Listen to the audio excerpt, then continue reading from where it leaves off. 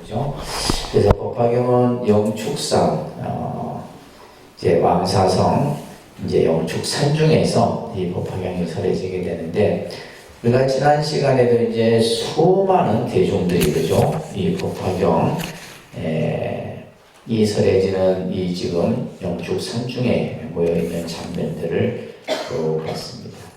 그리고 이제 15페이지에 보시게 되면 이 법화경을 설하기 전에 여러 가지 상스러운 모습들이 나오는데 이것을 이제 법화육서라고 이제 우리가 의미를 얘기를 합니다.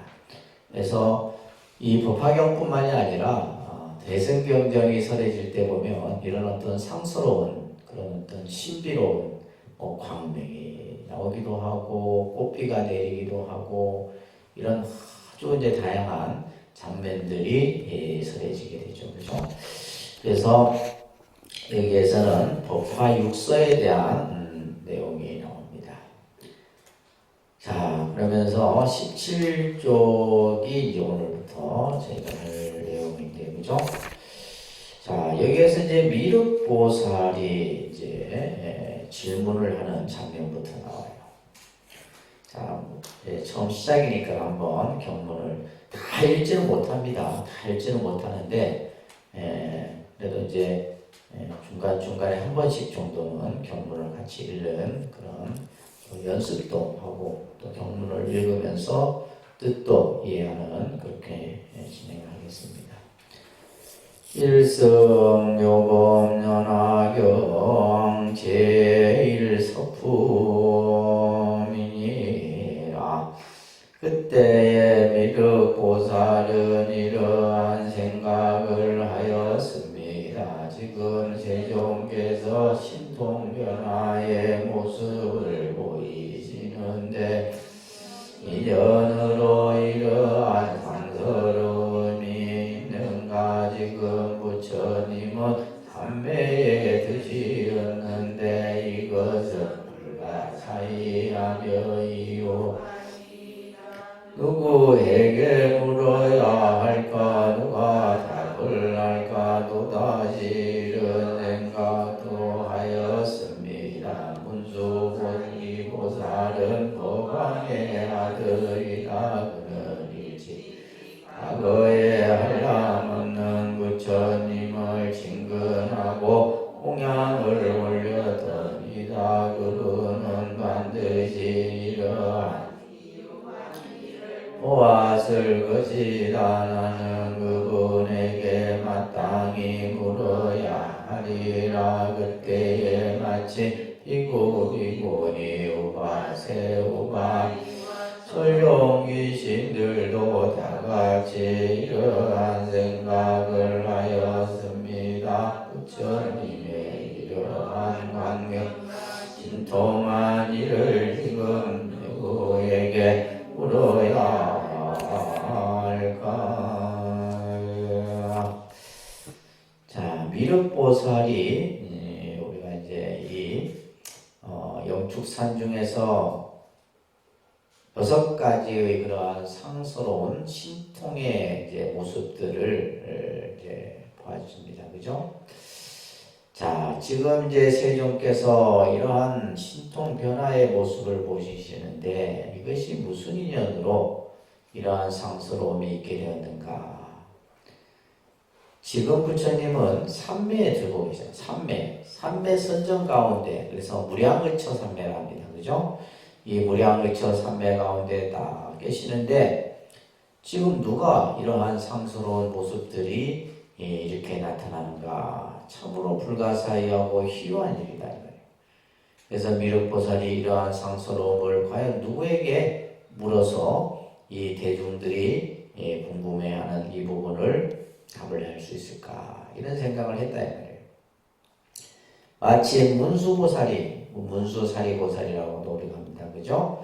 이 문수보살은 부처님의 법왕의 아들, 다시 말해서 지혜를 우리가 상징하는 보살이 문수보살인데, 우리가 이제 경전마다 화엄경에도 등장하고 지금 이 법화경에도 이제 서두에 등장을 하는데, 문수보살 정도면 이러한 지금 상스러운 그러한 일들에 대해서 답을 해주실 것이다. 이렇게 생각을 한 거예요. 왜 그러냐? 문수보살은 일찍이 과거에 부처님을 한량없는 부처님을 친근하고 가까이에서 모셨다 이 말이에요.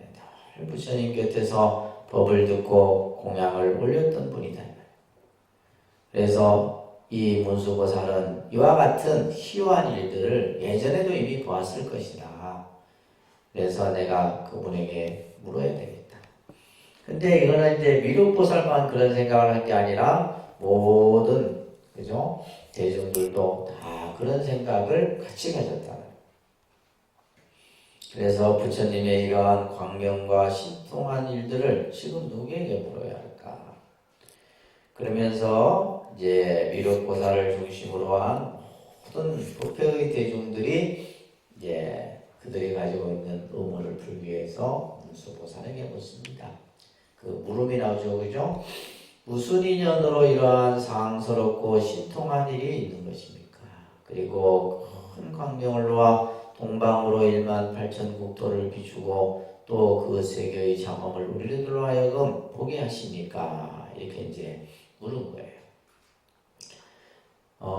전에도 말씀드렸지만은 이러한 대승경전이 설해질 때 보면 이러한 신통한 이런 모습들, 상스럽고 신비한 이런 장면들이 반드시 나옵니다.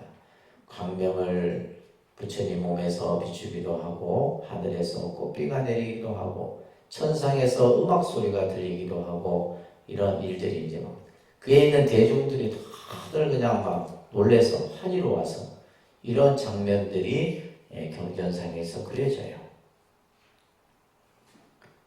자, 이것을 다시 개송으로 다시 묻는 이제 장면이 나오죠, 그죠? 미륵보살은 이 뜻을 다시 거듭 말씀드리고자 문수보살에게 개송으로 묻습니다. 문수사리시여 부처님께서는 무슨 인연으로 미간백호에서 큰 광명을 널리 비추시는 겁니까? 만다라 꽃과 마수자꽃을 피우듯 내리시며 전자량기 바람이 불어 중생들의 마음을 기쁘게 하시니 이러한 인연으로 땅은 아름답고 아름답게 장엄하였고 이 세계는 6가지로 진통하는 것입니까? 그러니까 이제 이 모든 국토가 그냥 막 진동을 하는 거예요. 땅이 흔들리고 막 이런 기이한 장면들이 나오는 거예요. 또한 지금 사후대중들은 환희하여 몸과 마음은 상쾌하게 이를 되었고 생전 처음 보는 일을 겪게 되었습니다. 자, 미간백호에서 놓으신 광명은 동쪽으로 1만 8천 국토를 비추시고 그죠? 불가사의한 거죠, 그죠? 여러분들은 이러한 이제 경문의 내용을 보면서 환희롭고 신비한 마음을 가지셔야 돼요. 이게 도대체 무슨 이게 지금 말도 안 되는 일이냐 생각하면 안 됩니다. 이 경전에서 이렇게 이제 이거는 우리 중생들이 가지고 있는 여러분들이 가지고 있는 견해로는 이해할 수 없는 일들이에요. 그런 일들이 많습니다. 또한 모두가 금빛으로 빛나고 있다. 광명을 비추니 그 광명을 비추는 곳마다 세계가 참 금빛으로 빛나고 아래로는 아비지옥까지 비추고 지옥세계까지도 이제 부처님의 광명이 비추고 위로는 저 유정천 하늘까지 비추어서 그 모든 세계의 육도 중생들이 자, 이 광명을 통해 갖고 여기서 나오는 이제 구절이 중요한 거예요. 이 육도 중생 하늘 그죠? 우리가 흔히 천상, 인간, 아수라, 축생, 아기, 지옥 이 육도의 세계의 중생들이 다 태어나고 죽는 거 어디서 태어났다 어디서 죽고 계속 나고 죽음이 거듭할 거 아니에요, 그죠? 그래서 태어나고 죽는 곳과 선악의 업을 짓는 인연 우리가 이제 이 선악의 업을 짓는 인연이라는 말이 나오는데 좋은 일을 할 때도 그 좋은 일을 하게 되는 인연이 있어요. 또 우리가 악업을 지을 때도 악업을 짓는 인연이 있다 이 말이에요. 근데 우리는 이제 우리들이 의식에서 일어나는 대로 한다고 생각하지만은 또 우리가 어떤 일이 발생될 때도 마찬가지예요. 어떠한 좋은 상황이 만들어질 때도 그렇고 안 좋은 상황이 만들어질 때도 반드시 뭐가 있다? 그 인연이 다 있게 되는 거예요. 내가 어떠한 좋은 일이 생길 때는 좋은 일을 생길 수 도록 하는 어떤 인연들이 이미 다 성숙되어진 거고, 내가 나쁜 업을 또 지어서 그 나쁜 가보를 받을 때도 마찬가지예요. 또한 좋고 나쁜 가보를 받는 것까지. 그래서 인연을 지음으로써, 그죠? 우리가 이제 이것을 인과응보를 합니다. 그죠? 인과응보. 그래서 사람이 어떤 인연을 짓고 어떠한 가보를 받느냐. 이게 중요한 거거든요. 어떠한 인연을 지어서 어떤 가보를 받느냐. 이런 것을 이곳에서 전부 본다는 거예요. 이 광명의 그 빛 속에서 육도 중생들이 어떤 업을 짓고 어떤 가보를 받고 어디에 태어나고 어디로 죽고 전부 그것을 보고 있잖아요. 아주 신비로운 거죠. 또 보니 성인 중에 성인이시며, 따릅니다. 성인 중에 성인이시며, 사람 중에 으뜸이신 여러 부처님들이 경전을 설하시는데 미묘하기가 제일입니다. 그가 부처님을 성인 중에 성인이라 해요. 마음법의 왕이신 부처님이다. 이렇게 부처님을 우리가 이제 표현할 때 부처님은 성인 중에 성인이다. 또한 일체 우주의 이치를 마음법을 깨달으신 부처님이기 때문에 그 부처님이 설하시는 그 설법은, 그죠? 그래서 무상심심미묘법이다. 천수영에 나오잖아요. 무상심심미묘법이다. 그 부처님의 법은 최고의 아주 미묘해요. 알 수가 없어. 우리 중생이 가지고 있는 견해로는 측량할 수가 없어요. 그것을 미묘하다. 헤아릴 수 없다 이 말이에요. 그래서 부처님이 경을 설하시는데 미묘하기가 제일이다. 그 음성 아름답고 부드러워서. 그렇죠. 우리가 이제 이 법을 설하는 데 있어서도 중요한 것이 뭐예요? 음성이에요. 음성. 막 소리가 막 갈라지거나 꽥꽥거리거나 이러면 안 될 거 아니에요. 그죠? 좋은 음성을 가지고. 그래서 보면 이제 우리가 아나운서들이라든지 가수들 이런 사람들 보면 음성이 다 좋잖아요. 그래서 이 좋은 음성을 가지고 있는 것도 큰 그겁니다. 근데 부처님의 음성은 중생들이 그냥 가만히 듣고만 있어도, 그죠? 번뇌가 소멸되는 그런 음성이에요. 무수한 억만보살들을 가르치는데 신비한 소리는 깊고도 미묘하여 사람들이 더욱더 듣고 싶어한다. 또한 부처님들은 각자의 세계에서 진리를 설하시는데, 자, 여기서 중요한 말이 나옵니다. 어떻게 진리를 설하느냐? 부처님들은 각자의 세계에서, 각각의 세계, 그죠? 예를 들면 아미타 부처님은 서방 극락 세계에서, 약사열의 부처님은 동방만월 세계에서, 각각의 세계에서 부처님들이 법을 설하는데, 말합니다. 각가지 인연과 한량없는 비유로서 깨달으신 법을 밝게 비치시어 중생들을 깨닫게 하십니다. 자, 부처님은 중생들에게 법을 설하는데 어떻게 법을 설하느냐? 인연과 비유로서 설한다. 원래는 이제 부처님이 법을 설하는 특징이 12가지가 있어요. 12가지의 그러한 설법의 특징들이 있는데 그 중에서도 이제 가장 많이 사용하는 것이 바로 인연과 비유예요. 아시겠죠? 부처님의, 그래서 우리가 이제 경전을 보게 되면 대부분이 인연과 비유에 대한 얘기예요. 그래서 어떠한 상황이 생겼는데 그 상황에 대한 인연에 대한 얘기가 쭉 쓰여지고, 또 중생들이 이해하지 못하면 여러 가지 비유를 들어서, 그죠? 또 중생들로 하여금 이해시키고, 그렇게 해서 중생들을 깨닫게 한다. 그래서 부처님은 어떻게 중생들에게 법을 설한다? 각가지 비유와 인연과 비유로서 법을 설하신다. 꼭 기억하시기 바랍니다. 아셨죠?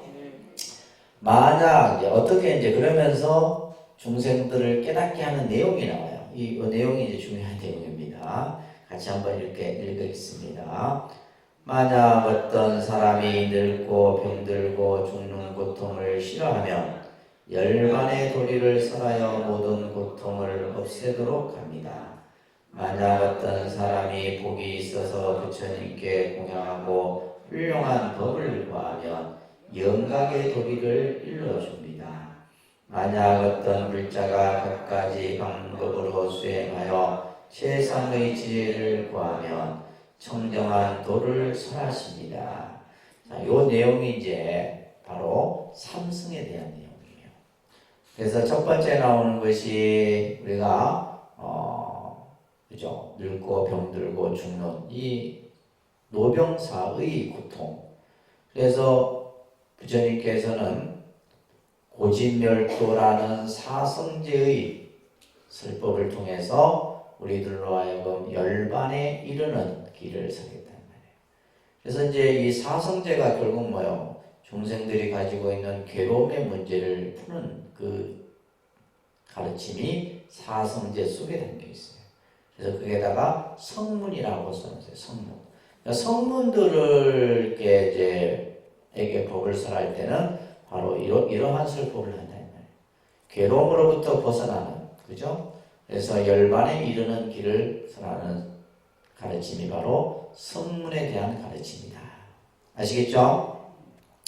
또한 이제 두 번째 나오는 것이 어떤 사람이 복이 있어. 그죠? 우리가 복이 있어야지 부처님께 공양도 하고 베풀 수 있는 거예요. 그래서 박복하면 할 수 있는 게 없습니다. 복이 있어야 돼요. 그래서 복이 있어서 부처님께 공양을 하고 또 훌륭한 법을 구하면 이것은 영각의 도리, 이거는 영각성이죠, 그죠? 영각의 도리, 영각의 도리라는 것은 인연의 이치, 연기의 이법을 바로 일러준다 이 말이에요. 그래서 이 두 번째는 영각이에요. 또한 어떤 불자가 갖가지 방법으로 수행하여 이 갖가지 방법의 수행이 바로 육바람일 수행이에요. 그죠? 보시를 하기도 하고 지게를 지키기도 하고 인용을 하기도 하고 선정을 닦기도 하고 이러한 수행을 통해서 최상의 지혜를 구하면 청정한 도를 선합니다. 이건 보살이다. 우리 다 이게 담겨 있는 겁니다. 아셨죠? 따라합니다. 성문, 영가, 보살. 이렇게 이제 중생들에게 그에 맞추어서, 그죠? 때로는 영각 성문들에게는 영각에 맞춘 법을, 성문들에게는 성문에 맞춘 법을, 또한 보살에게는 보살에게, 그죠? 깨달음에 이르는 그 말씀들을 각으로 설한다. 문수사리 보살이여, 내가 여기 있으면서 보고 듣는 일이 이와 같다. 이 밖에도 천만 가지 사실들이 이처럼 많은 것을 지금 내가 말씀드리겠다. 내가 보니 항아강의 모래처럼 많은 저 세계의 보살들이 가지가지 인연으로 부처님의 도를 구합니다. 어떤 이는 보시를 행해요. 그래서 가지가지 수많은 보배와 또 여러 가지 공덕 장엄들을 다 기쁘게 보시요. 이런 것들을 이제 우리가 기쁜 마음으로, 보시할 때는 기쁜 마음으로 해야 되는 거죠, 그죠? 기쁜 마음으로, 환희로운 마음으로 해야 돼요. 이렇게 기쁘게 보시하여 불도에 해양하고 삼계의 제일 가는 일불성을 얻어 부처님의 칭찬받기를 원한다. 누가 그래요? 저 세계의 많은 보살들, 그죠? 갖가지 많은 보살들이 이렇게 부처님에게 보시를 하고 또 뭐요? 부처님에게 회향을 하고 그러면서 일불승에 나아가기를 또한 바라면서 부처님의 칭찬을 받는 거예요. 이게 나중에 이제 수기에도 이 내용이 나오는데 부처님의 칭찬을 받아야 돼요. 우리 칭찬받으면 기분 좋잖아요, 그죠? 여러분들 칭찬받으면 좋죠? 네. 바로 이 보살들도 부처님의 칭찬받기를 좋아해요. 그래서 선한 공덕을 쌓고 선한 공덕을 지으면 부처님이 항상 보살들에게 칭찬을 한다. 그래서 경전에 보면 나오는 칭찬이 선제, 선제라는 이 표현들이 나와요. 그죠? 선제, 선제라. 이 말은 뭐냐면 훌륭하고 훌륭하다. 훌륭하고 훌륭하다. 그래서 우리가 이제 대승경전에 보면 보살의 수행을 부처님이 칭찬하는 이러한 내용들이 많이 나와요. 그러면서 어떤 보살들은 난간 있고 일산을 받쳐들고 꿈이 네 마리 말을 메운 보배 수레를 보시라. 이제 보살들이 이제 이렇게 물질적인 보시를 하기도 하고, 또 보니 어떤 보살들은 몸과 살과 손발과 저자까지 보시하여 최상에도 자기가 가지고 있는 다 모든 것을 부처님께 보시를 합니다. 또 어떤 이는 머리와 눈과 신체를 다 내주었어. 부처님의 주의를. 자기 이제 몸까지도 전부 다 부처님께 보시는. 이런 표현들이 보면 대승경전에서 나와요. 그래서 내가 가진 모든 일체 모든 것을 다 부처님께 뭐 한다는 거예요? 보시한다. 그렇게 보시를 함으로써 뭘 구한다는 거예요? 부처님의 무상 지혜를 구하는 겁니다. 문수살이여 내가 보니 여러 임금들이 부처님께 나아가 최상의 도를 부를 때 좋은 국토와 궁정과 신하들과 후비들을 다 버리고 머리와 수염을 모두 깎고 법복을 했다. 그래서 이제 이 나라의 국왕들도 부처님께 법을 물을 때는 자신의 어떤 권위와 위엄을 다 버리고 수행자의 모습으로, 그죠? 수행자의 모습으로 나아가서 부처님께 법을 구한다. 혹 어떤 보살들은 비구의 모습을 하기도 하고 고요한 데 홀로 앉아 경전 읽기를 좋아해요. 그래서 여러분들이 집에서도 경전을 많이 읽으세요. 경전을 집에서 읽으면 집안이 편안합니다. 집안이 편안하고, 근데 그런 것들을 일상생활 속에서 여러분들이 잘 하셔야 돼요. 또 보니 어떤 보살들은 용맹정진에, 용맹정진, 그죠? 아주 정말 전쟁터에 나가는 장과 같은 그런 기백으로 정진하는 것을 용맹정진이라고 해요. 물러서지 않는 정진, 그것을 용맹정진이라고 합니다. 그래서 우리가 뭔가 한번 큰 것을 이룰 때는 이러한 용맹정진의 마음을 여러분들이 가지셔야 됩니다. 깊은 산에 들어가서 불도를 사유하고 또 어떤 욕심을 떠나니는 한적한 곳에 있으면서 선정을 닦아 5가지 신통을 얻습니다. 이런 식으로 이제 보살들이 가지가지 자기의 공부들을 지어간다 이 말이에요. 어떤 이는 보시를 하고 어떤 이는 선정을 닦고, 그죠? 또 어떤 이는 그냥 수행자의 모습으로 정진하고, 이런 가지가지의 이제 자신들의 그러한 공부들을 하고 있는 모습들을 설명하고 있어요. 선정을 닦다 보면 신통을 얻게 돼요. 선정 수행을 하다 보면. 그래서 이제 5가지 신통이라는 것은 우리가 6신통 중에 누진통을 뺀 5가지 신통을 말해요. 그래서 타신통, 신족통, 그죠? 그 다음에 이제 숙명통, 이런 신통들이 있어요. 여러분들 교리 때 배우셨어요? 또 설명 안 합니다. 또 보니 어떤 보살들은 선정에 들어가 합장하고 10,000가지 개성으로 부처님을 찬탄해. 이 찬탄하는 것도 중요한 자기 수행이에요. 그래서 부처님의 공덕을 우리가 찬탄하는 거예요. 또 어떤 보살들은 지혜는 깊고 뜻은 견고하여 부처님의 법을 물어 그것을 다 듣고 기억해. 부처님의 말씀을 계속 머릿속에서 그것을 다 기억하는 거예요. 또 보니 어떤 물자는 선정과 지혜가 부족하여 한량없는 비유로 대중들을 위하여 법을 강설하고 기쁜 마음으로 설법하여 보살들을 교화하며 마구의 무리들을 물리치고 법의 법을 물립니다. 그래서 지금 여기에서는 여러 각각의 보살들이, 그죠? 부처님의 법을 배우고 닦고 실천하는 이러한 모습들을 쭉 설명하는 그러한 장면이에요. 그것을 보살행의 상서다 이렇게 지금 이제 설명하고 있죠, 그죠? 또 이제 2번째 장면이 나와요. 23쪽에 또 보니 어떤 보살은 고요히 명상하여 전신들과 용들이 공경하여도 기뻐하지 아니해. 그러니까 이 말은 뭐냐면 선정 속에 선정을 닦다 보면 마음에 뭐 화가 나고 기쁘고 뭐 남들이 나를 칭찬한다 해서 마음이 예를 들면 흔들리지 않는다 이 말이에요. 그러한 이제 우리가 마음 명상이나 또 선정 수행을 하게 되면 그러한 상태가 돼요.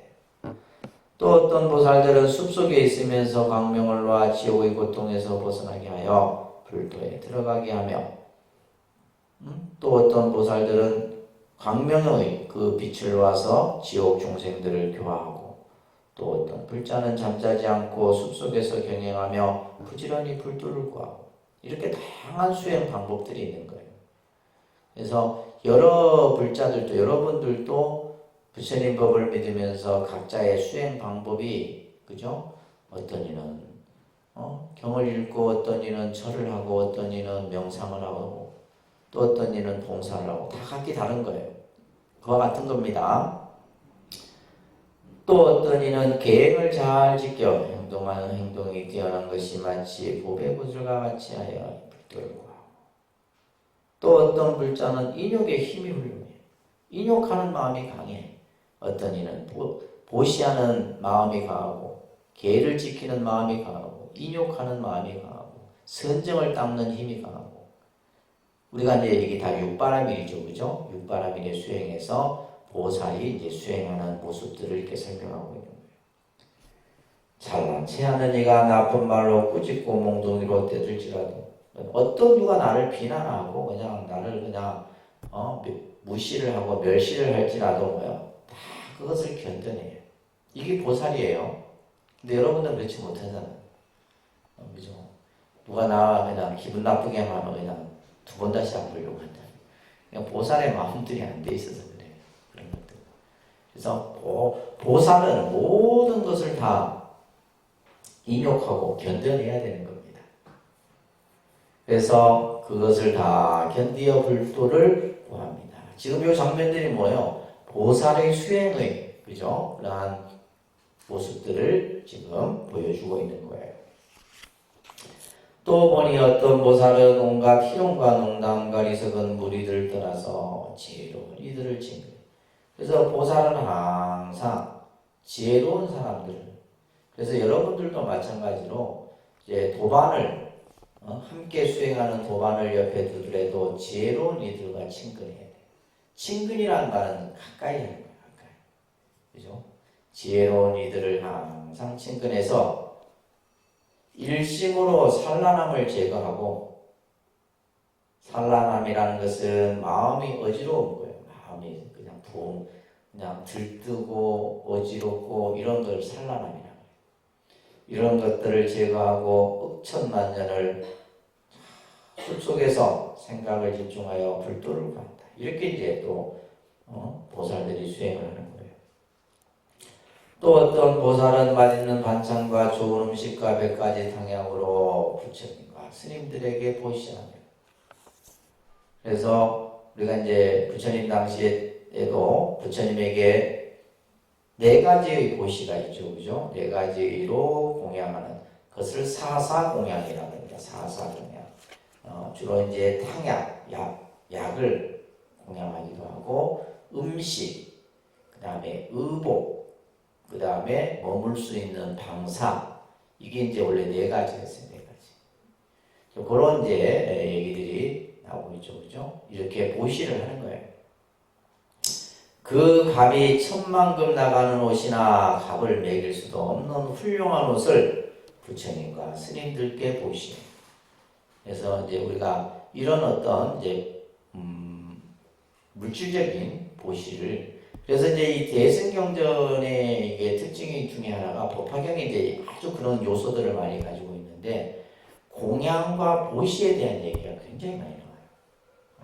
공양을 올리고 보시하고 베풀고 이러한 이제 그 공덕에 대한 얘기가 많이 나옵니다. 또 그렇다고 뭐 값을 매길 수 없는 훌륭한 옷이라 해서 명품 옷이 아닙니다. 스님들께 뭐 하는 거예요? 가사. 요즘에 이제 윤달 같은 데는 가사 공양을 하잖아요. 예.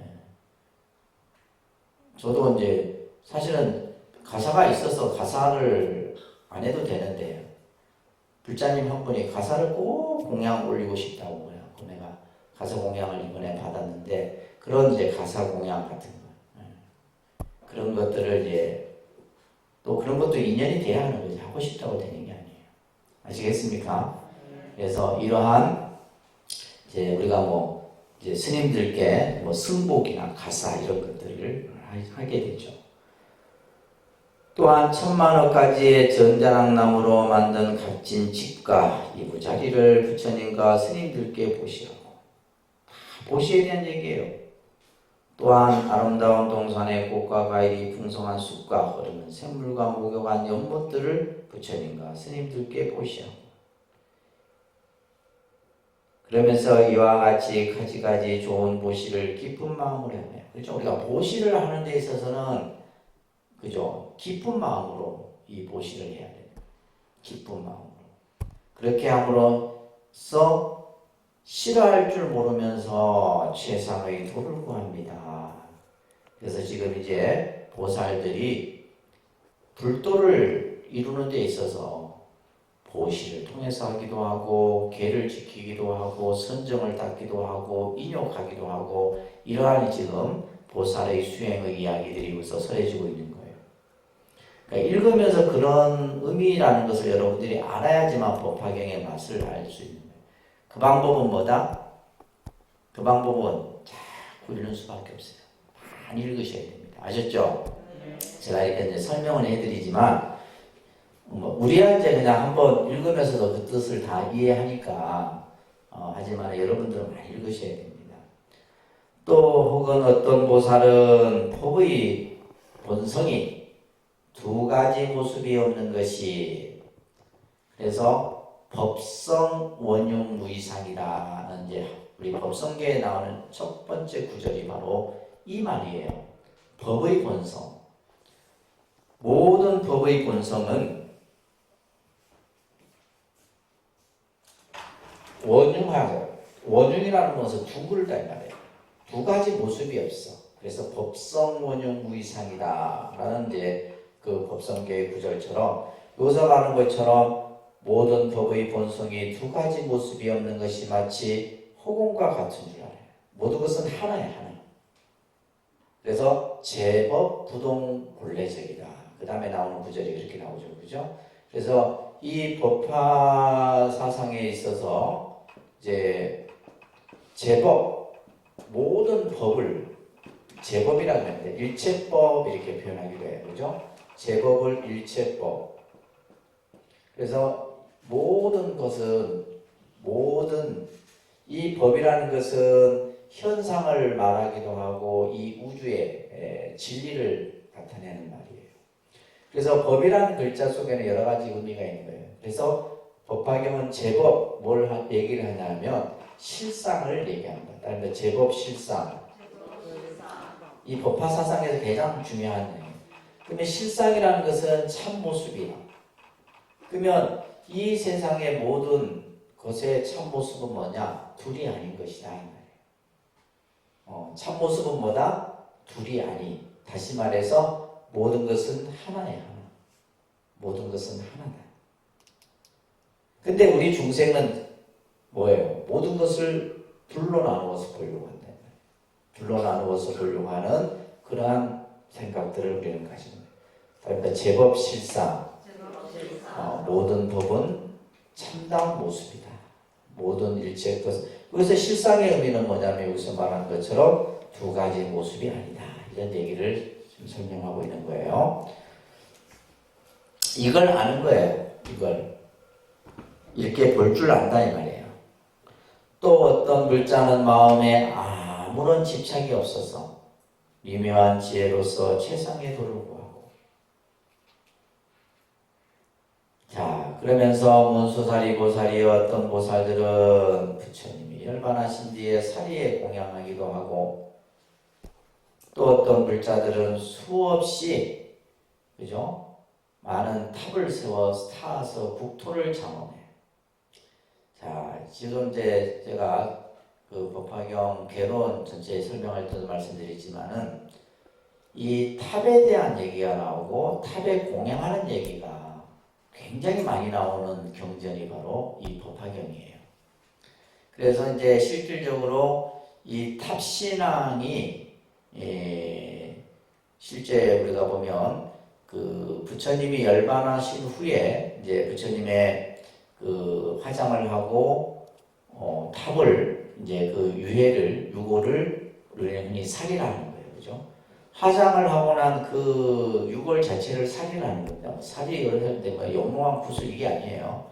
부처님의 온전한 그 화장을 하고 난 그 유해를 이제 탑을 세워서 하게 되는데, 그러니까 이제 불상이 이제 나오기 전까지는 오로지 뭐예요? 탑이 신앙의 중심이었다. 탑이. 그래서 이것이 어디까지 가냐면 거의 대승 초기까지도 탑에 대한 신앙들이 나타나요. 그래서 이 법화경은 대승 초기 경전입니다. 그래서 이제 실제 우리가 이제 불상이 나타난 것은 한참 뒤의 일입니다. 그래서 오로지 이제 불자들이 탑에 가서 공양을 올리고 탑에 가서 예배를 하고 이런 것들이 부파불교 시대뿐만이 아니라 대승 초기까지도 이러한 장면들이 나와요. 그래서 이 법화경은 탑신앙 또 탑에 대한 공양 이런 이제 얘기들이 계속 앞으로 나올 겁니다. 많은 탑을 쌓아서 국토를 장엄하는데 높고 아름다운 법의 탑이 높이는 5천유순이고, 그래서 우리가 이제 그 탑하면 우리나라는 그죠, 유명한 불국사에 가면 석가탑 다보탑이 있잖아요.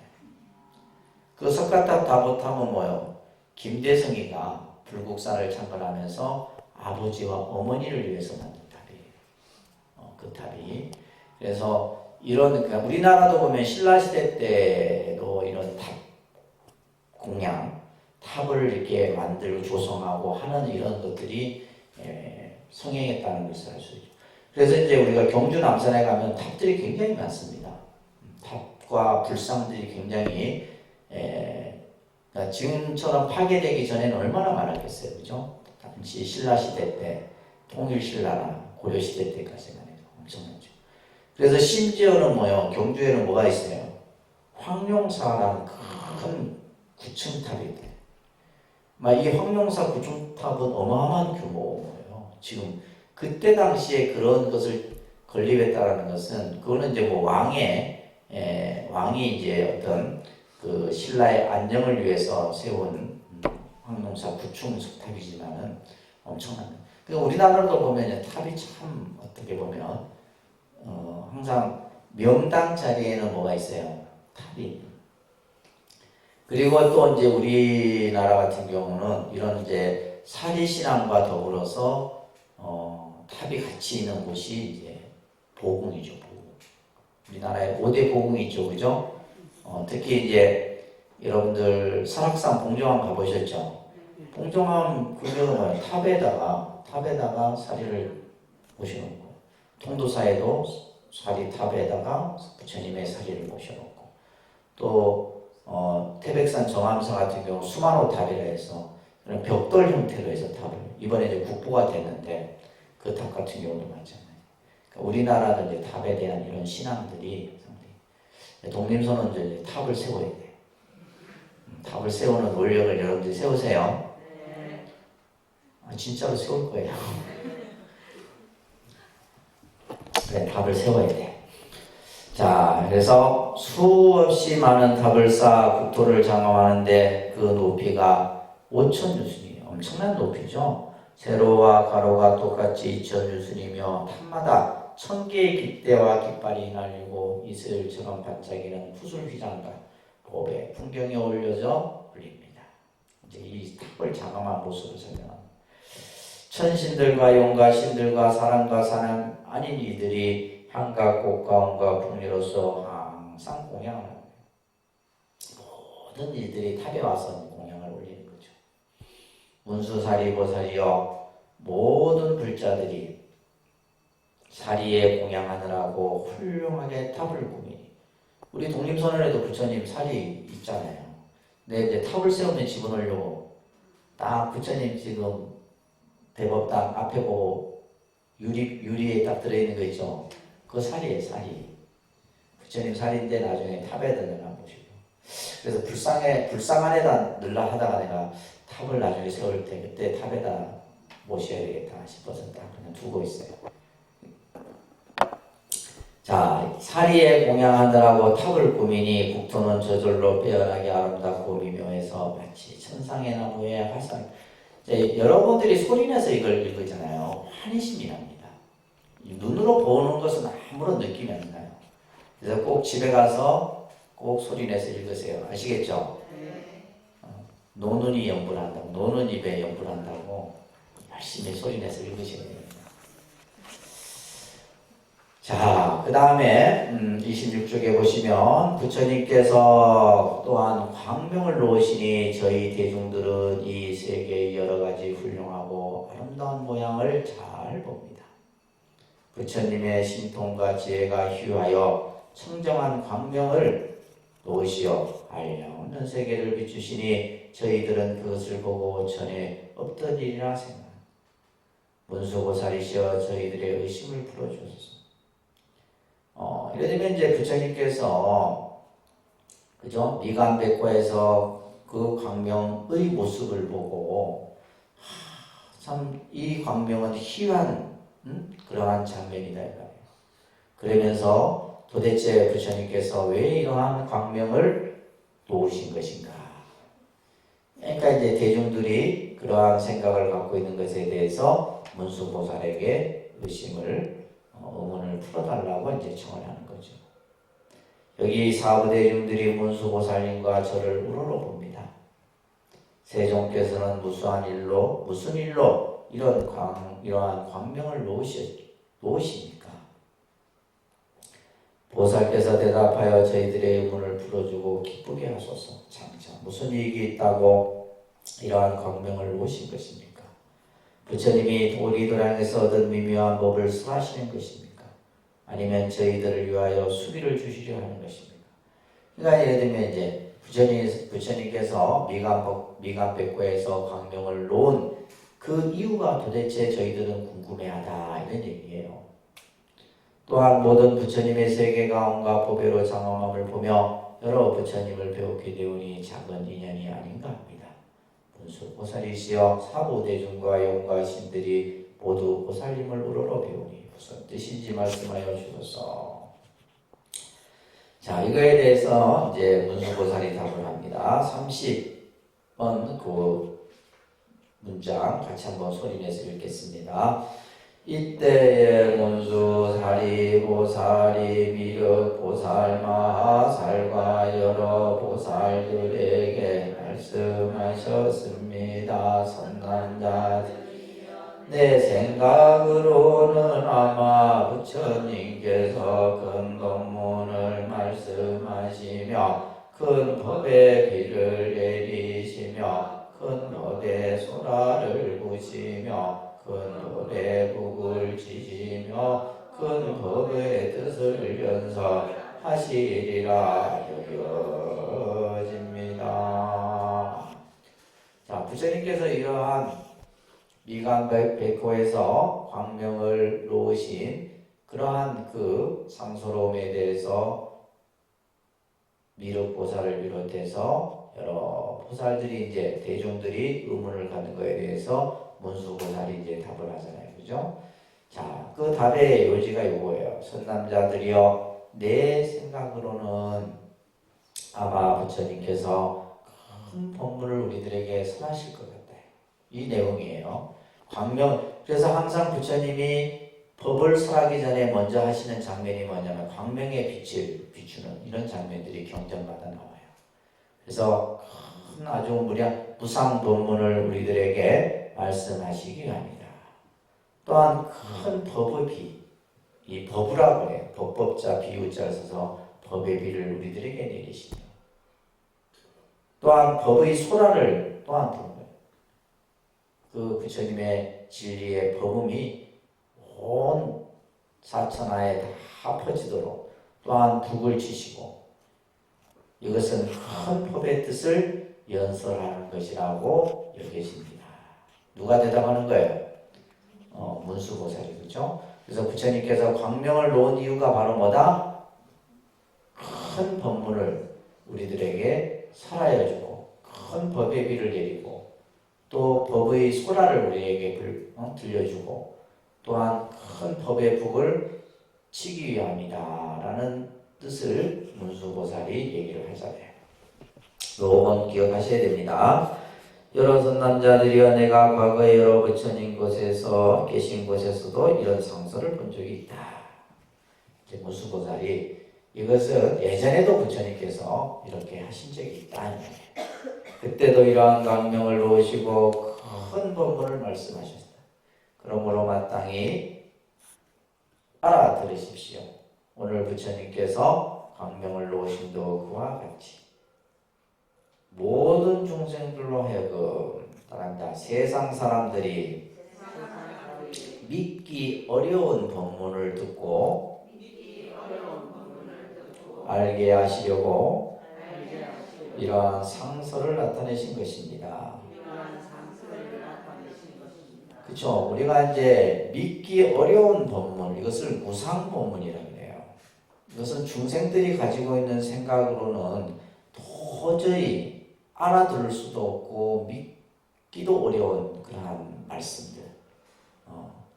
그러니까 이제 이런 법문들을 우리가 이제 흔히 대승법문이라고 해요. 부처님께서는 이제 처음에는 우리들이 그냥 믿을 수 있고 알 수 있고 볼 수 있는 이야기들을 잘 하셨죠. 그래서 아함경전 같은 경우는 그냥 우리가 보면 그냥 알아듣기 쉽고 믿을 수 있는 내용들이에요.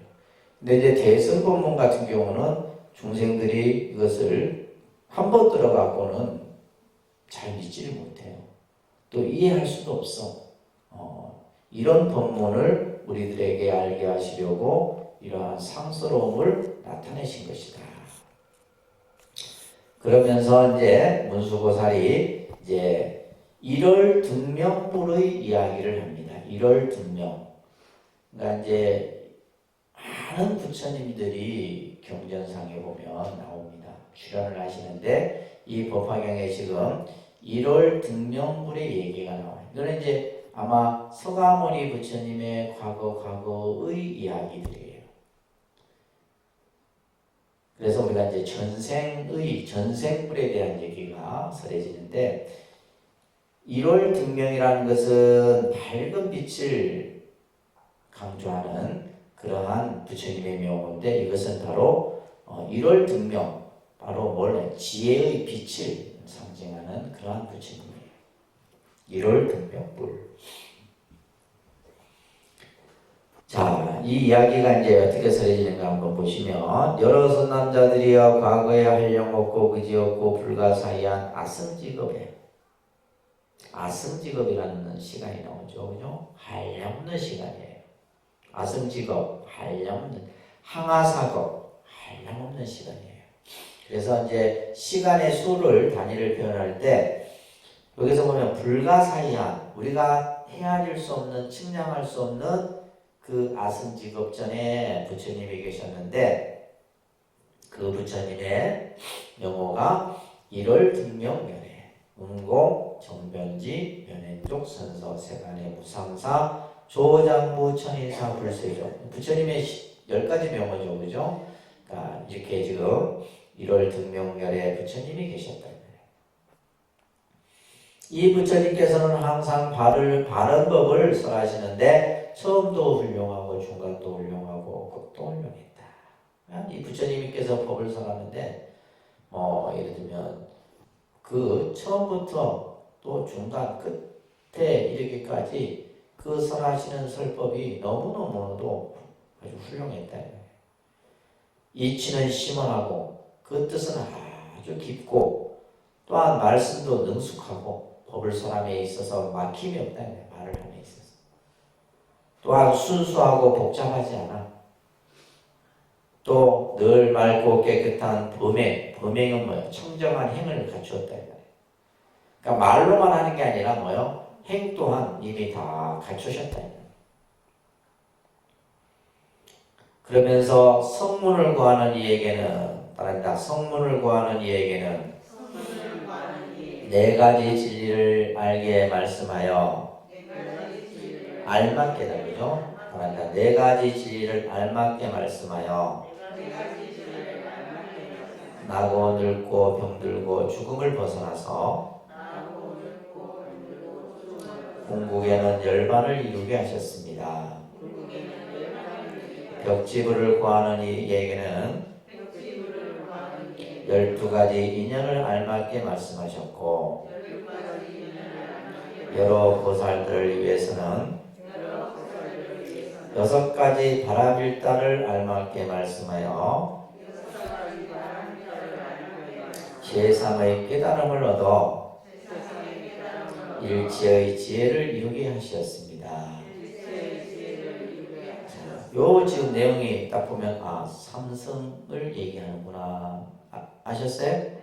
네. 그래서 이 1월 등명 부처님께서 이제 법을 설함에 있어서 아주 그 말씀도 중생들이 알아듣기 쉽도록 하고, 그죠? 또 이치도 깊고, 또 그냥 아주 말에 군더더기가 없어. 다 그냥 핵심만을 말씀하시는데, 우리가 이제 성문승은 사성제의 이치를 통해서 열반을 이루는 것이 성문승이에요. 꼭 기억하셔야 됩니다요. 계속 지금 법화가 끝날 때까지 나와요. 그래서 나중에 성문이 뭐고 영각이 뭐고 보살이 뭐고는 딱 정립이 되셔야 돼요. 벽지부를 우리는 영각이라고 합니다. 벽지부를 영각이라고 하는데, 이 영각에는 12가지 인연, 다시 말해서 12연기의 이치를 또 이들에게 알맞게 말씀하셨고, 보살들을 위해서는 육바라밀을, 그죠? 또한 알맞게 말씀하셔서 이들로 하여금 일체의 지혜, 일체종지라고 해요. 일체종지, 일체의 지혜를 해서 우리가 발언문에도 보면 일체종지를 이루어지이다. 그래서 이 일체의 지혜를 이루게 하셨다. 또 다음에 부처님이 계셨는데 그 역시 이름이 1월 등명이시다. 그냥 부처님이 한 번 출연하셨다가 끝나는 것이 아니라 그 다음에 또 출연하시고 계속 부처님이 출연하셔요. 그러니까 부처님은 무량억급 전에 수많은 셀 수 없을 만큼의 많은 부처님들이 출연하십니다. 예를 들면 우리가 아미타 부처님이 출연하시기 전에 그 전에 또 출연하셨고 약사열의 부처님도 마찬가지고 이렇게 많은 부처님들이 출연을 하시는 거예요. 그러니까 또 다음에 부처님이 계셨는데 또 이름이 1월 등명입니다. 또 이렇게 해서 2만 부처님이 계셨는데 또 다 그 2만 부처님들이 전부 그 명호가 1월 등명 부처님이었다. 성도 똑같이 파라타였다. 그렇게 지금 1월 등명의 부처님이 2만 부처님이 계속 출연하시고 또 출연하시고 하셨다. 이 말이에요. 이해되세요? 미륵보살이여 첫 부처님이나 나중 부처님의 이름이 다 같아 1월 등명이시고 10가지 명호가 부족하셨고 또한 말씀하시는 법문도 처음도 중간도 끝도 다 훌륭하셨다. 그 최후의 마지막 부처님이 출가하기 전에 8왕자가 있었다. 출가하기 전에 이제 8왕자가 있었는데 그 8왕자의 이름들이 쭉 나오죠. 유의, 선의, 무량의, 보의, 중의, 제의, 향의, 법의 이런 8왕자의 이름들이 쭉 나와요. 이 8왕자는 위엄과 덕이 자유자재하여 각각 4천하를 거느렸다. 우리 이 가락국에 그죠 김수로 왕과 허황호 사이에는 7왕자가 있었잖아요. 7왕자가 이제 다 이제 장유하상의 가르침을 받아서 출가를 해서 그죠 깨달음을 이뤘는데 그 깨달음을 이룬 곳이 칠구람이에요. 아동 칠구람. 이런 이야기가 우리나라에도 전해지잖아요. 그렇듯이 이 지금 여덟 왕자의 이러한 이야기가 여기서 그려집니다. 이 왕자들이 부왕이 출가하여 최상의 깨달음을 얻으신 줄 알고는 이제 왕자들이 이제 이 아버지가 출가를 한 거예요. 왕위를 버리고 출가를 한 줄 알고는 이들도 또한 모두 왕위를 버리고 부왕을 따라서 출가를 했어. 그러면서 대승심을 내렸다. 대승심. 이 대승심은 바로 뭐요? 발보리심이에요. 대승심이 뭐라고요? 발보리심이에요. 다시 말해서 크게 깨닫고자 하는 마음. 이 마음이 있어야 돼요. 우리가 수행을 하고 무엇을 이루기 위해서는 이 대승심을 가지고 있어야 됩니다. 발보리심의 마음을 가지고 있어야 돼요. 그리고는 항상 범행을 닦아. 범행은 청정한 행위예요. 보살행을 범행이라고 합니다. 범행이 뭐라고요? 보살행. 이것을 닦아 이들이 전부 법사가 되었어. 법사가 되어서는 천만억 부처님이 계신 데에 가서 여러 가지 선한 근본을 심었다. 선근 공덕을 다 심었다. 이때 1월 등명불이 대승경전을 살아했으니 이제 바로 1월 등명 부처님이 대승경전을 살아했는데 이 대승경전의 경명이 바로 무슨 경이었다? 무량의경이었다. 이제서야 이제 무량의경이라는 이름이 나와요. 그죠?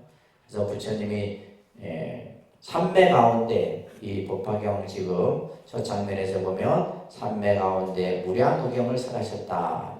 그 스토리가 지금 이렇게 막 수천 년, 수억 년을 막 왔다 갔다 지금 하고 있습니다.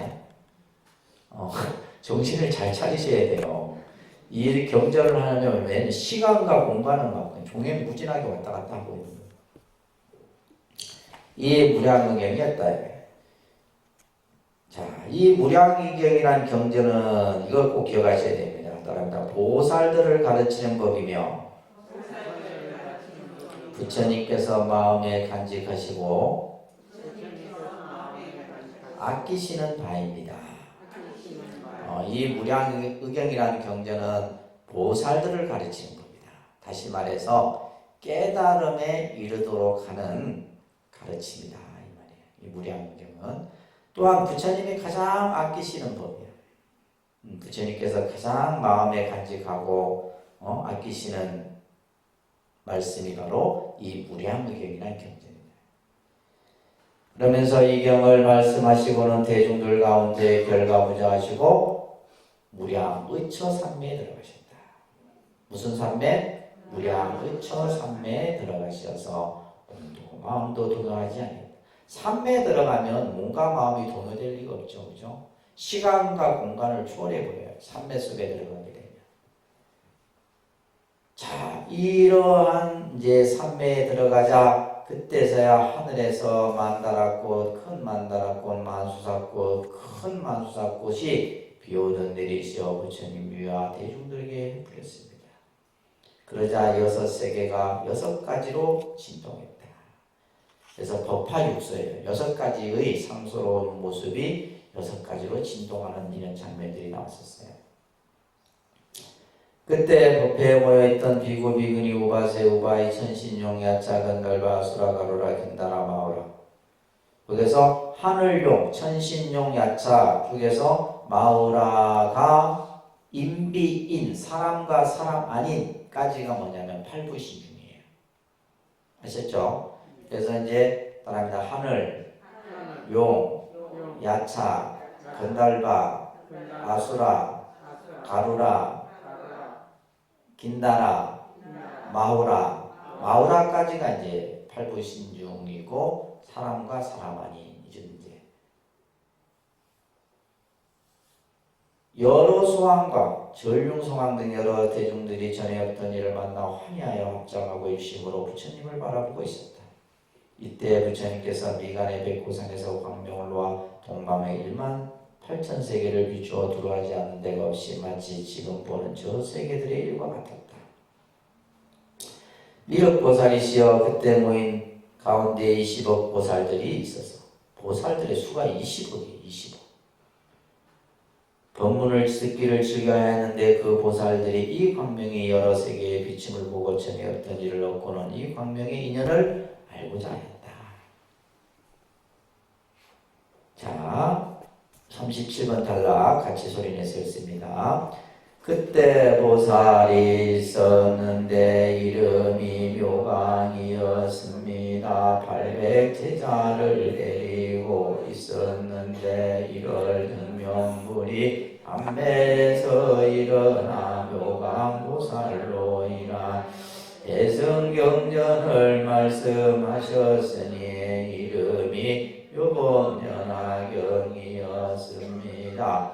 이 경은 보살들을 가르치는 법이며 부처님께서 마음에 간직하시고 아끼시는 바입니다.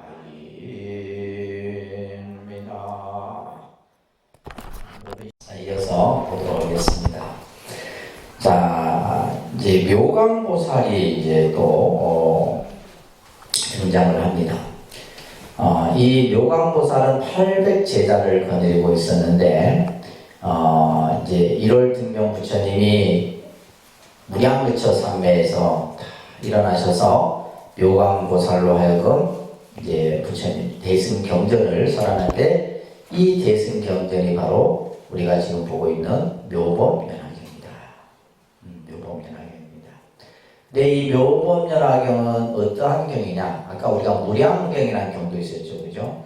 이 무량의경이 결국은 묘법연화경인데 이 묘법연화경은 보살을 가르치는 법이며 또한 부처님께서 마음에 간직하고 아끼시는 바다.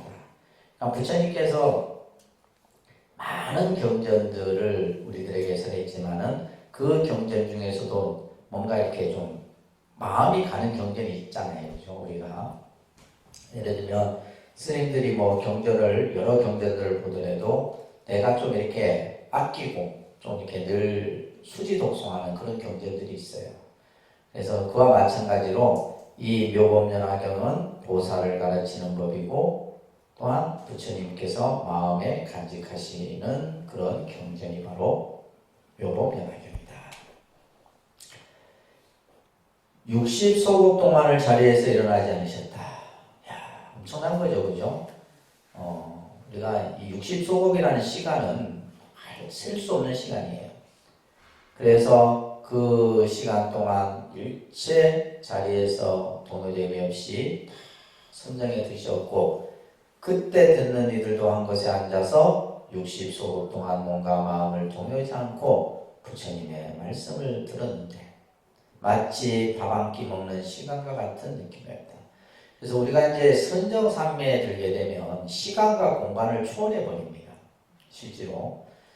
우리가 이제 느끼는 이 시간적, 예를 들면 우리가 이제 하루에도 시간이라는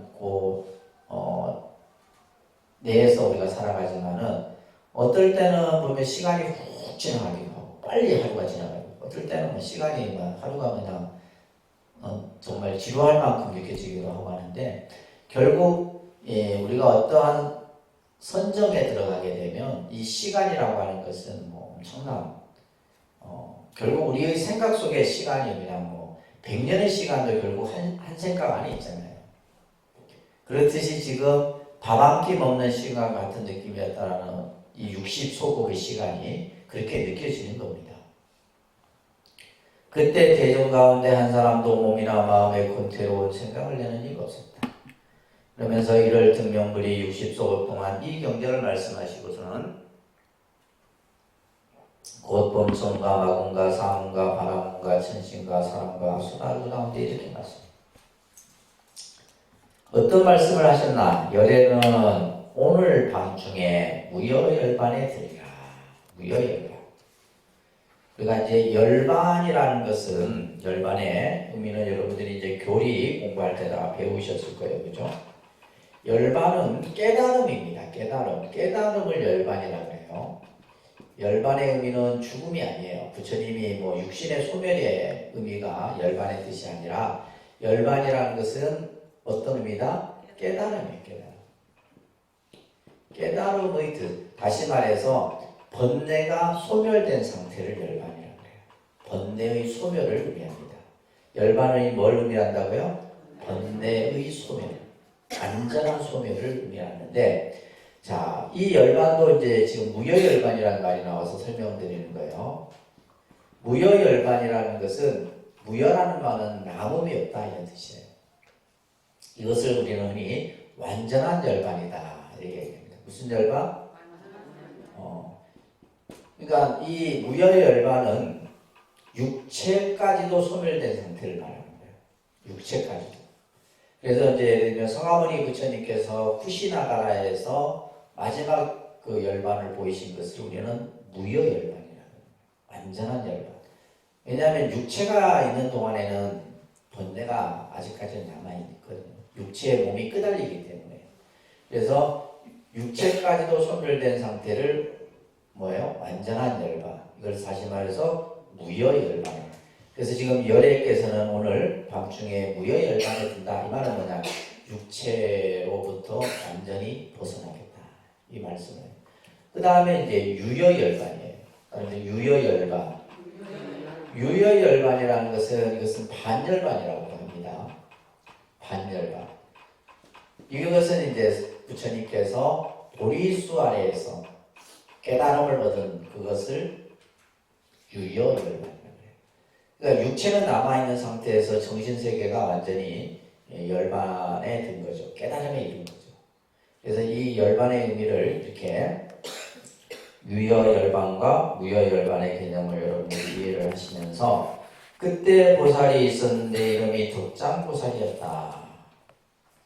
이 1월 등명불께서 그에게 수비를 주시면서 비구들에게 이렇게 말했어요. 이 덕장보살이 이 다음에 성불하여 이름을 뭐라 그래요? 정신 타타가도. 타타가도라는 말은 열애라는 뜻이에요. 열애. 아라하, 응공이라는 뜻이에요. 삼맥삼불타, 정변지라는 뜻이에요. 그래서 열애, 응공, 정변지, 명행족, 선서세간이 다 부처님 명어죠, 그죠? 그래서 정신열애라 하리라 이렇게 이해하시면 됩니다. 이 덕장보살이 나중에 이제 성불을 하게 되면 무슨 열애가 된다? 정신열애가 될 것이다. 이게 이제 수기예요. 이런 것들이 이제 수기입니다. 부처님께서 수기를 주어 마치고 그날 밤중에 무여열반에 드셨다. 마지막 이제 이 덕장보살에게 수기를 주고 나서 무여열반에 드신 거예요. 그 부처님께서 열반하신 뒤에 묘강보살이 묘법연화경을 가지고 80소국 동안 사람들에게 설하였는데 1월 등명불의 8왕자가 전부 묘강보살을 스승으로 삼았다. 이 묘강보살은 그들을 교하여 세상의 깨달음이 견고하게 하였다. 또 그 왕자들이 한량없는 백천만억 부처님께 공양하고 나서 다 불도를 이루었는데 맨 나중에 성불한 분의 이름이 바로 연등불이었다. 연등불 여기까지 여기서 지금 법화경에서 등장해요. 그래서 우리가 연등불 다음에 이제 연등부처님이 누구에게 수기를 하냐면 서가모니 불에게 수기를 하잖아요. 너는 다음 생에 서가모니 불이 될 것이다. 그래서 서가모니 부처님이 이제 연등부처님부터 수기를 받는 거예요. 묘강보살이 800제자 가운데 구명이라고 하는 제자가 있었는데 이 제자는 항상 이양을 탐하고 자기의 어떤 이익만을 탐하고 이런 거예요. 여러 경전을 읽기는 하였지만 뜻을 분명하게 알지 못하고 많이 잊어버리므로 구명이라 잊어버렸다. 그런데 이 사람도 성근을 심었어. 비록 이제 예를 들면 경전을 아주 그냥 깊게 알지는 못했지만 그래도 성근을 심은 인연으로 인해서 한량없는 백천만억의 수많은 부처님을 만나 공양하고 공경하고 존중하고 찬탄했다. 바랍니다. 공양, 공경, 존중, 찬탄. 이게 이제 대승불교 신앙에 있어서 핵심 개념입니다. 공양하고 공경하고 존중하고 찬탄하고. 그러니까 예배의 어떤 표현으로 사용되는 이제 신앙적 표현이 바로 공양, 공경, 존중, 찬탄이에요. 그러니까 이 구명이라고 하는 제자는 그렇게 아직까지는 뭐요? 늘 자기 이익만을 추구하고 뭐 경전을 받으려도 맨날 보고 나면 잊어버리고 그랬지만 뭐요? 그래도 성근 공덕을 심었단 말이에요. 성근 공덕. 그 성근 공덕을 심어서 부처님의 출연하실 때마다 부처님께 공양하고 공경하고 존중하고 찬탄하고 부처님에 대한 예경심이 아주 훌륭해 뛰어났다는 말이에요.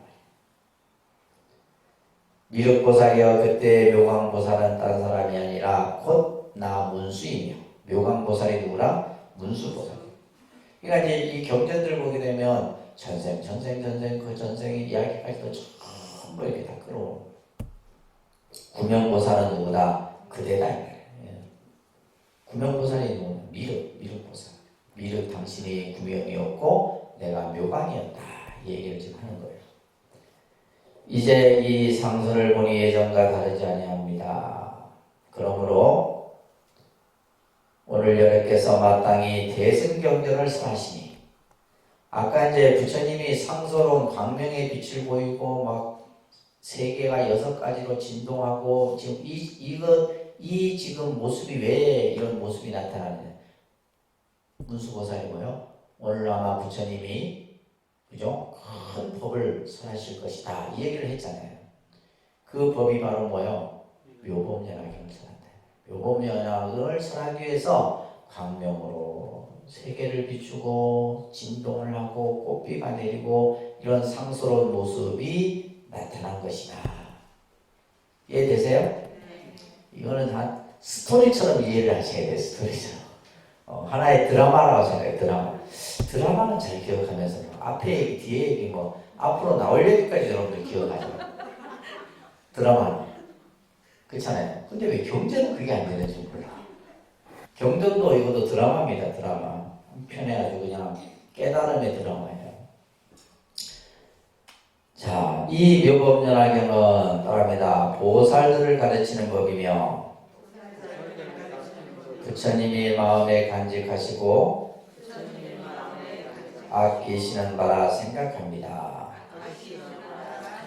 그러니까 묘법연화경이 무슨 경이냐? 누가 이렇게 물으면 묘법연화경은 보살들을 가르치는 법이고 부처님이 그죠? 간직하시고 마음에 항상 담아두시고 간직하시고 또한 아끼시는 경이 바로 묘법연화경이다. 이렇게 답을 해야 돼. 그게 어디서 나왔냐? 호빵경에서 지금 쓰라고 있잖아요. 그렇잖아요. 그죠? 그래서 우리가 경을 보는 이유가 뭐냐면 자기 생각, 자기 얘기를 하는 게 아니라 경전에 있는 얘기를 해야 돼요. 경전에 있는 얘기가 이게 곧 법이고 이게 곧 부처님의 말씀이다 이런 얘기예요. 자, 이제 앞에 했던 얘기를 다시 개송으로 해요. 경전을 보면 이렇게 앞에 쭉 한번 얘기하고 나서 이제 핵심을 다시 추려갖고 개송으로 다시 이제 합니다. 그러니까 2번 우리가 듣는 거예요. 그죠? 그때 문수사리 보살이 대중 가운데 이 뜻을 거듭하려고 개송으로 설합니다. 내가 생각하니 지나간 세상 한량없고 수없는 급전에 세존이 계셨으니 이름이 1월 등명불이었다. 세존께서 법을 말씀하여 한량없는 중생들과 수없는 보살들을 제도하여 부처님의 지혜에 들게 하였다. 그 부처님께서 출가하시기 전에 8왕자를 뒀는데 보왕이 출가함을 보고 그들도 따라 범행을 닦았다. 그때 부처님이 대승경전을 설하시니 그 이름은 무량무경이었고 여러 대중 가운데 널리 분별하여 해석하셨다. 그 경전을 말씀하시고 나서 그 법상 위에서 결과보자 하시고 삼매에 드시니 그 이름이 무량의처 삼매였다. 그러니까 처음에 이제 1월 증명 부처님이랑 부처님이 출연하셔서 이 부처님께서 설하신 말씀이 무량의경이고 이 부처님이 삼매에 들었는데 그 삼매가 무량의처 삼매였다. 그러면서 하늘에는 만다라 꽃비가 내리고 하늘의 북은 저절로 울리며 천신과 용과 신들도 공양 세종께 공양 모든 세계들은 그때 크게 진동하고 부처님의 미간에서 광명을 놓아 희화한 상서를 나타내시니 이게 이제 법화경의 상스러운 모습이에요. 아시겠죠? 그 광명은 동방으로 1만 8천 세계를 비추어 중생들이 지연업으로 나고 주는 것을 다 보였다.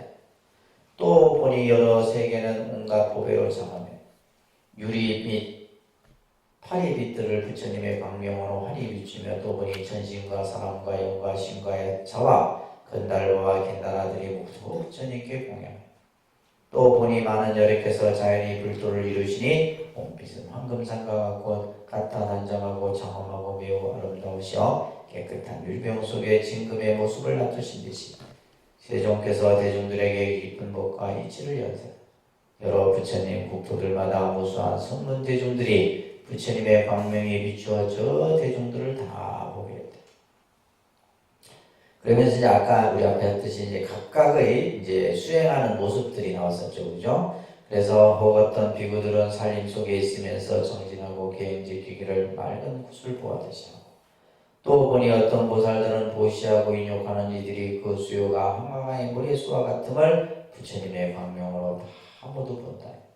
또 여러 보살들은 선정에 깊이 들어가 몸과 마음을 동요하지 않고 최상의 도를 보아 또 어떤 보살들은 법의 정면한 모습을 알고 제각기 국토에서 법을 설하여 불도를 보았다.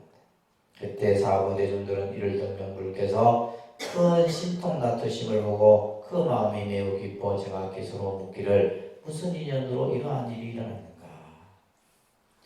천신과 인간들이 받드는 세종께서 마치 산내에 일어나 묘강보살을 참선하시되 그때는 세상의 눈이요 모든 사람들이 귀하고 믿으리니 부처님의 법장을 받들으시리라. 내가 말한 법문은 오직 그대만이 아느니라 라고 했다. 세종께서는 묘강보살을 참선하고 기쁘게 하였다. 세종께서 법화경을 말씀하실 때 60소급 동안 그 자리에서 일어나지 않고 또 말씀하신 세상의 법을 묘강법사가 모두 다 받아 지녔으니 이 법화경을 설하여 대중들을 기쁘게 하고 그날 즉시 천신과 인간 대중들에게 말하기를 다 같이 합니다. 모든 법의 실상의 도리를 이미 너희들에게 다 말하였으니 나는 오늘 밤중에 열반에 들리라. 그대들은 일심으로 정진해서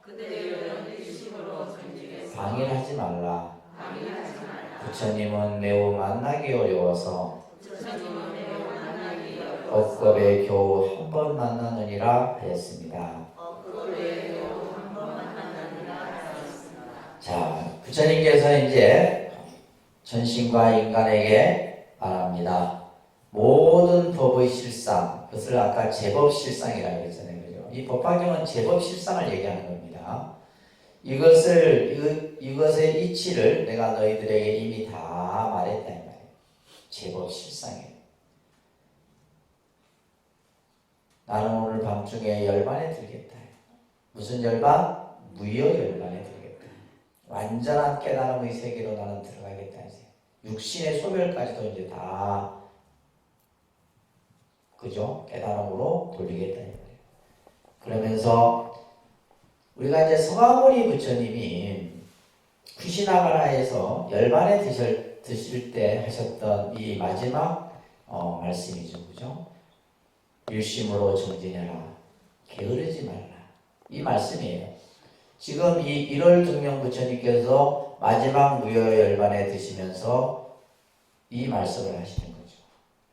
일심으로 정진해서 한 마음으로 부지런히 그죠? 나아가라 이 말이에요. 정진이라는 말은 끊임없이 멈추지 말고 나아가는 거예요. 방일하지 말라는 게으르지 말라는 거예요. 이게 부처님의 마지막 말씀이에요. 서가모니 부처님께서 말씀하셨고 1월 등명불도 말씀하셨다. 우리는 스스로 그죠? 사람은 늘 게을러지고 싶고 나태해지고 싶고 그럽니다. 오늘 새벽에도 진짜 일어나기 싫은 거야.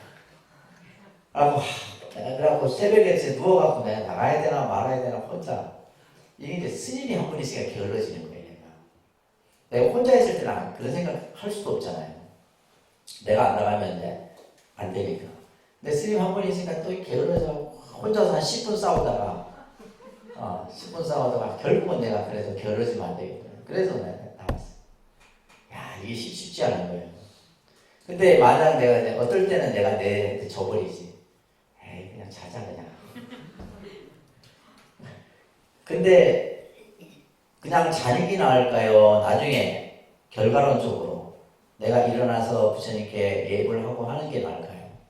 그렇죠. 나중에 결국 예불을 하고 하는 게 내가 훨 낫은 거예요. 근데 우리는 순간에 그 게으르고 나태한 마음이 나를 그냥 딱 잡고 들어오네요. 그래서 오늘 내가 좀 실험을 많이 했어요. 그래서 내가 내 자신한테 안 지고 새벽에 나왔습니다. 그래서 게으르지 말아요. 우리들이 살아가는 데 있어서 불자는 또 보살은 늘 게으르지 않는 삶을 여러분들이 사셔야 돼요. 그러면서 부처님은 매우 만나기 어렵죠. 그렇죠. 부처님을 우리가 만난다는 것은 참으로 어려운 거죠.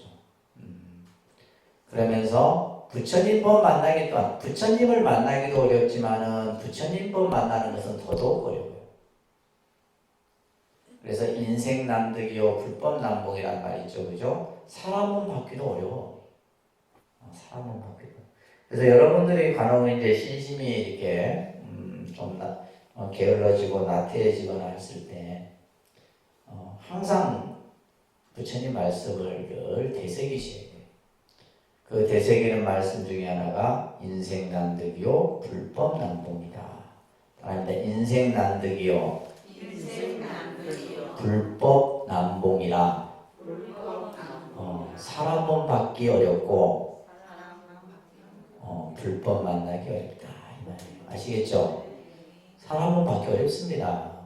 늘 제가 말씀드리지만 우리가 다음 생에 또 이 몸을 받을 수 있겠냐? 쉽지 않아요. 쉽지 않습니다. 그리고 부처님을 만나는 것은 더더욱 어렵다. 그래서 우리가 천수경에 매일 하잖아요. 그죠? 백천만급 난조다. 무상심심미묘법 백천만급 난조 말을 맨날 입으로만 하지. 근데 이 부처님 공부는 이 생각이 먼저 있어야 돼요. 그냥 뭐 누구나 다 할 수 있는 거고 누구나 다 뭐 배우는 거고 이 생각하면 안 됩니다. 쉽지 않습니다. 여러분들이 이 자리에 법화경을 듣고 있는 것 또한 이건 쉬운 인연이 아니에요. 쉽게 나에게 오는 인연이 아니에요. 그래서 그런 생각을 가져야지만 내가 뭐에 공부에 대한 간절함이 생기는 거예요. 안 그러겠어요? 그죠? 공부에 대한 간절함이 생기는 겁니다. 그래서 부처님은 매우 만나기 어렵고 또한 억급에 겨우 한 번 만난다. 그래서 백천만급 난조다. 백천만급이 지나서도 만나기 어려운 것이 부처님을 만나는 것고 부처님 법을 만나는 것이다. 이 말씀을 이제 마지막 열반에 드시면서 하셨다는 거예요. 여러 불자들은 부처님께서 열반에 드신다는 말씀을 듣고 제각기 슬퍼하며 부처님이 열반이 이렇게 빠르신가?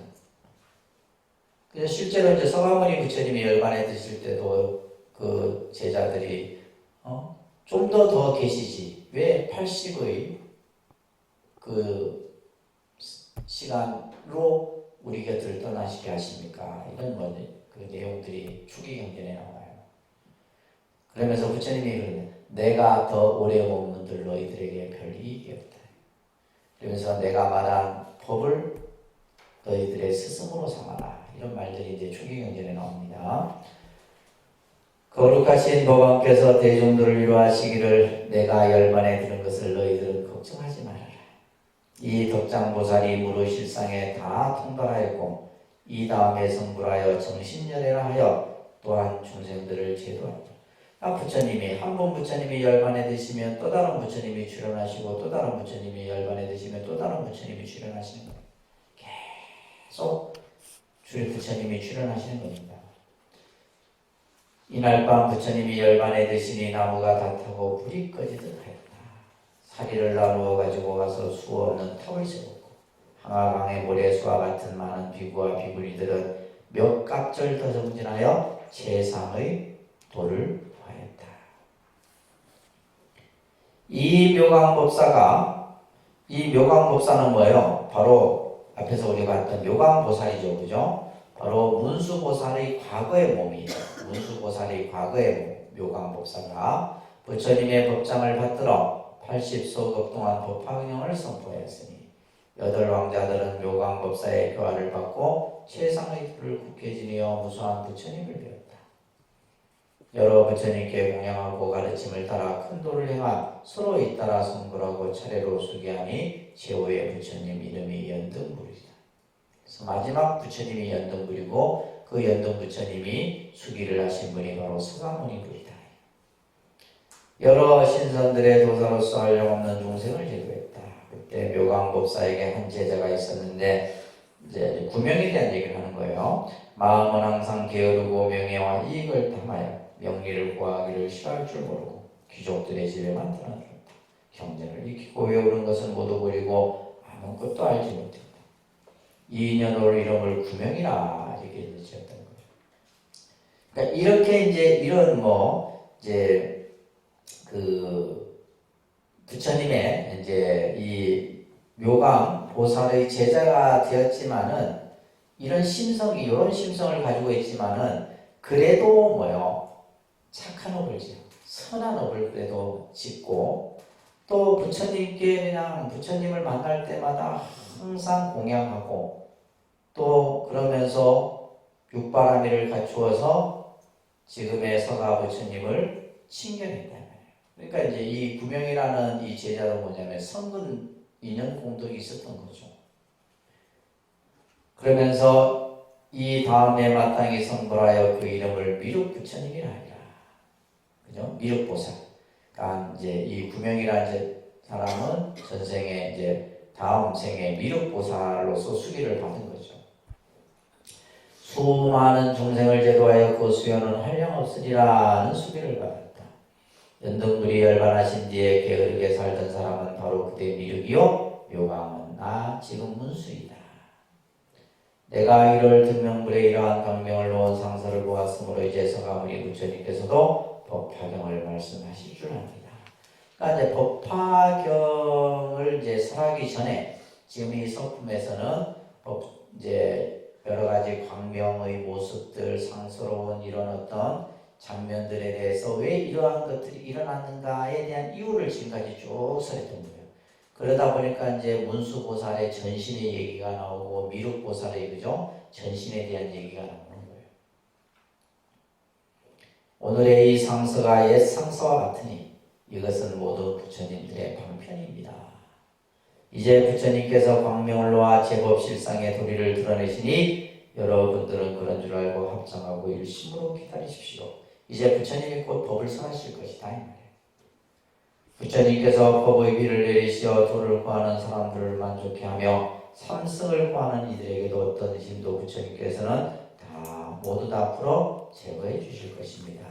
이렇게 해서 이제 서품을 우리가 이제 마치게 됩니다. 그래서 이 서품은 다른 이제 여타의 경전보다도 이제 이 서품이 양이 많죠. 특히 이제 화엄경 같은 경우는 서품이 이제 세주묘품이라 해갖고 그 세주묘품도 굉장히 양이 많습니다. 화엄경 이거보다 더 많아요. 왜냐하면 그 외에도 그냥 부처님의 광명에 대한 얘기 또 그 참석한 대중들의 수만 해도 어마어마하기 때문에 그래서 이제 법화경 서품도 이제 이 법화경이 설해지기 전에 그러한 장면들을 쭉 얘기했고 다음 주에 이제 우리가 공부하는 이 방편품이 중요품이라고 그랬어요. 그죠?